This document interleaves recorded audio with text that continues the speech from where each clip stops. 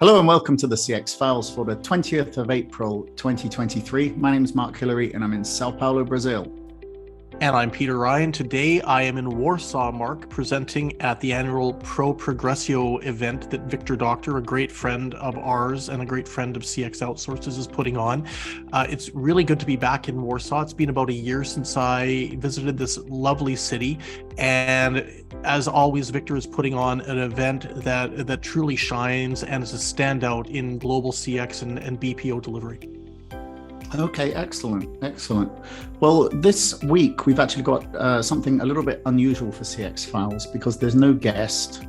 We're actually going to talk about the results of your company's front office CX Omnibus survey. Now, this is really looking at the top outsourcing destinations around the world for CX. Why don't you sort of introduce the survey and talk a little bit about, how you do this, how many years you've been doing it, and then you could maybe give us a rundown of the top 5. And maybe it's worth adding that I know that you are actually presenting right now the information, and this podcast is being published sort of as you're speaking and revealing the results. Exactly. The big reveal is going on to the audience right now, but we are also putting it out on the CX Files and on my blog as we speak. So yeah, Mark, the annual front office CX Omnibus survey is an initiative Ryan Strategic Advisory started back in 2017. So this is, as I counted, our 7th iteration of the survey. What we do is an annual sounding of enterprise CX buyers. And over the course of the report, the benchmarking report, which is about 100 pages, we dive into issues facing their investment priorities. We look at the technologies they're deploying. We talk a little bit about what some of the pain points they're experiencing, what are some of the channels that they're using to support end users. And one of the most sought after points that we discuss is the issue of offshoring and what are the different locations that they are going to be considering or favoring when they make an offshore and nearshore decision.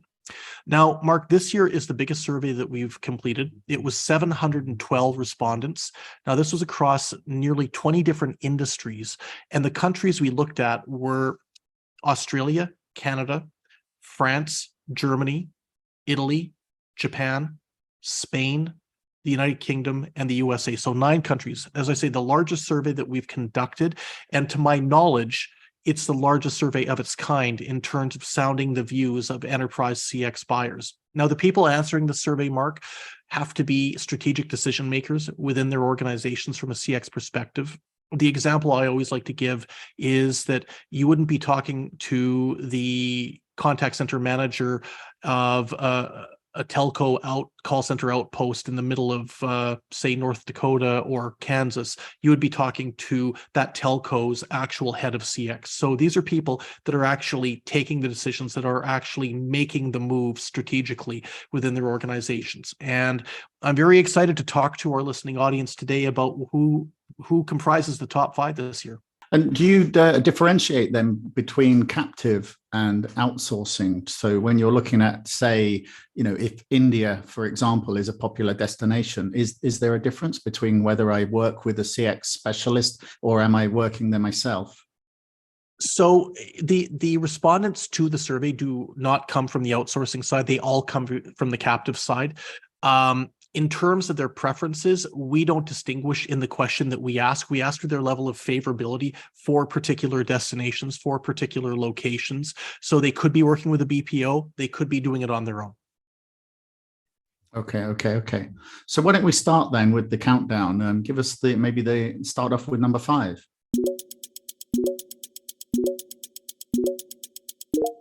Yeah, I'm really excited about number 5. So we have got 2 legacy multilingual hubs that tie for 5th place in the form of Malaysia and Egypt. Now, each of these countries did exceptionally well in the survey to make the top 5 out of 50 odd countries that we sounded. They did really, really solidly. I would say it's interesting. Egypt placed first in Germany, while Malaysia did really, really well in Japan and Australia, which makes a lot of sense as it's seen more or less as a nearshore destination within Asia.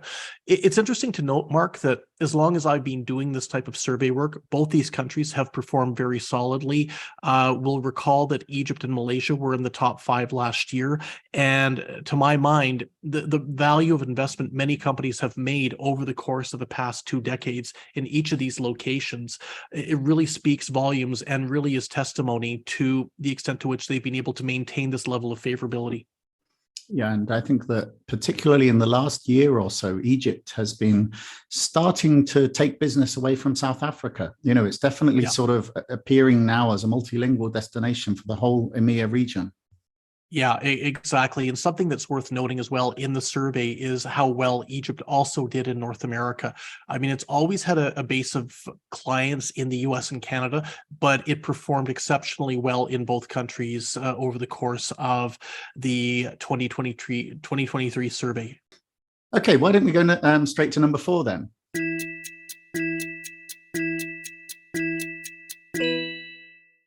Well, number 4 is actually the country where I'm presenting right now, is Poland. Really happy to see Poland maintain its position in the top 5. Now, Poland was tied for second last year, so it's dropped 2 spots. But I would also say, Mark, that it's considerably favored in a lot of West European locations, as you would imagine. Also did very well in Australia. Poland has really, I think, become almost the cream that's risen to the top in the context of Central and Eastern Europe. Central and Eastern Europe is like Latin America. You've got a patchwork of countries that are doing contact center work. Some, like Poland, have done really, really well. You've got others that have been maybe towards the middle of the pack in the 50 countries or so. And then you've got other locations that perhaps didn't perform as well, that are more towards the bottom for a variety of different reasons. But in the case of Poland, well done to all the stakeholders in the Polish CX ecosystem. It continues to differentiate. It continues to be seen as a quality destination for buyers in different parts of the key demand markets. And given the enthusiasm that we're seeing here at the conference in Warsaw today, I have no doubt that Poland's going to maintain this momentum going forward. Yeah, and we had Matt Sims, the EMEA president of Alorica, on the pod a few weeks ago, and they've just gone and invested in Poland. So they see it really as the kind of backbone of their European support. Yeah, exactly. So well done to Poland. And moving up the ladder to number 3 is the country that last year Poland tied with for number 2, and that is the Philippines. So the Philippines goes from a tie in second to 3rd place. Now, again, a legacy location for English language services, a legacy location for North America, for the UK, for Australia, New Zealand. I had the chance to visit the Philippines towards the end of 2022, and I hadn't been back in a while, but I got to tell you, Mark, this is a country that is truly embracing BPO 2.0, if I can put it like that, or CX 2.0. The reputation it had for large volumes of agents performing transactional type work, I would say that is truly passé. This is a country that is now heavily focused on what can be done from a value add perspective. They've got the talent on the ground, they've got the processes. They've definitely got the track record. If you take a look at which captives and which outsourcers are based in the Philippines doing CX delivery, to my mind, it's a true natural evolution that the Philippines industry on the whole, as well as the individual players within it, are looking to try and continue to differentiate. And I think that this is really pushed forward in terms of what they're doing, in terms of the performance that they've had over the course of the past few years in this annual ranking of favorability for offshore locations. Okay, excellent. I mean, I know that they had some trouble with the post-pandemic trying to get people back into offices, and there were even threats by the government there about we'll take away your tax breaks, but certainly seems like they're on track again. I would say so. And if we talk about countries that have been able to pull through, that have been able to come out the other end in a better fashion or a strong fashion, the Philippines certainly does land in that category. And now we go to the top 2.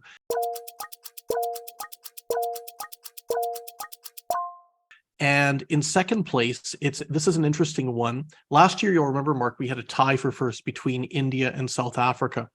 And I can share with you that these two countries will be in the top one and the top two positions. The question is, which one is first? Which one is second? What's your guess? I'd guess maybe South Africa's dropped to number 2. You're correct on that. South Africa dropped, and it was a very tight race from the outset of the survey work. And I was checking the data regularly. South Africa and India were trading first place back and forth over the course of the research. But in the end, South Africa did come in second. Now, I don't think the silver medal is a bad performance whatsoever. South Africa's been in the top spot for the past couple of years. The industry is growing leaps and bounds, and it's grown leaps and bounds from the time that you and I first started going down there, 10, in my case, 20 years ago. The industry has probably got more solidity. It's got more cohesion than I've ever seen. And the fact that it's marginally been pipped at the post by India is nothing to be ashamed of. There's always great announcements happening around South Africa. In fact, recently, Redial BPO, a United States-based outsourcer with lots of deployments in Mexico, has announced that South Africa is going to be its first overseas post. So lots of great work happening down there. And let's talk a little bit now as we move out of South Africa to number 1, and that is India.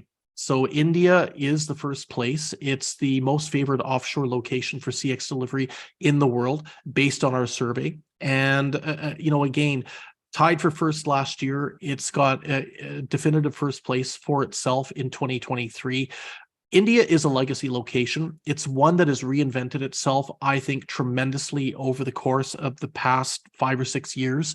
We've seen India really weather the storm of the pandemic. We've seen it weather the storm about concerns around quality and accent that just unfortunate misconceptions that in many cases won't go away. But I think really it's come out doing not just great voice work, but also becoming a hub for digitally driven interactions. And this came through. In fact, what I would say, Mark, is that India performed exceptionally well in the United Kingdom. It performed very strongly in Australia as well. And in the case of Canada and the US, the other two major English-speaking hubs, there was a lot of solidity and there was a lot of goodwill towards India in 2023. So congratulations to all members of the Indian CX ecosystem. This is a great achievement. Absolutely. Congratulations. It's great to see India doing so well. I think that India, it has such a heritage in this industry. I've been going down there since the late 90s. And so, we've watched it grow over time. And there were enormous contact centers down there, even back then, sort of 20 years ago. And, I think that now we're seeing this maturity of the industry into like full business service companies. Yeah, there's no question about it. It has become really, I think, the go-to, or one of the few go-tos in the world that you can look towards if you're looking to try and understand what's happening in BPO. What should you be thinking about if you're going to evolve BPO moving forward? And just the players, both the global ones as well as the upstarts in India, a company like vCosmos that is set itself up and done exceptionally well. We highlighted them in a report recently, our emerging BPOs to watch for 2023. There's a lot of great stories coming out of India, and to my mind, the future is very bright. Okay, excellent. So where can the listeners look to get more information then about the survey results? So you can go to my website, www.ryanadvisory.com. Take a look in the industry commentary. We've got a blog highlighting what the results are and some analysis. We also have the report that's going to be for sale, and just drop me a line, go to the contact page on my website, drop me a line. And if you're interested in buying the report, we can get that set up. Okay, excellent. We'll put that in the show notes as well for everybody. Okay, well, thanks very much. It's almost been like having you as a guest on the pod this week. Turning the tables. We'll revert back to having a regular guest next week, and that will be the final show of April. All right, catch you in May.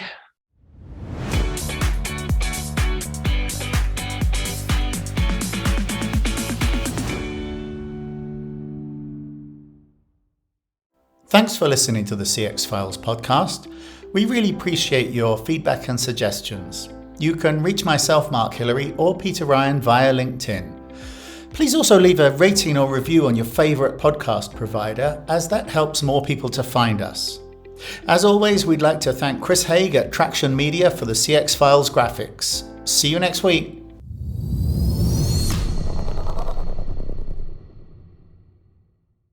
Hello and welcome to the CX. Let's do that again.